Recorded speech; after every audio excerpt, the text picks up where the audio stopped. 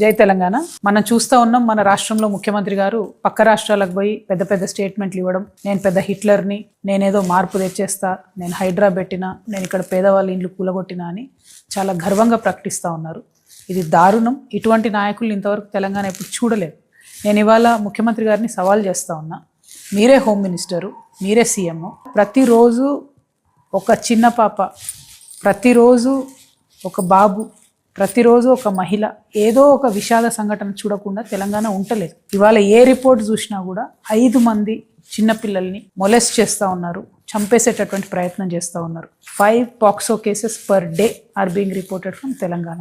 ఖమ్మంలో నిన్న ఒక చిన్న పాపను చంపేసేటటువంటి ప్రయత్నం, 4th ఫ్లోర్ నుంచి తోసేసేటటువంటి ప్రయత్నం జరిగింది. పట్టపగలే బట్టబయలుగా భయం లేకుండా దారుణాలు జరుగుతున్నాయంటే మీరు అట్టర్ ఫ్లాప్ అయినరు హోంమంత్రి కానీ అర్థం. మహిళల సంగతి ఆలోచించుకున్నట్టయితే మొత్తం సౌత్ ఇండియాలో మనం టాప్ ఉన్నాం.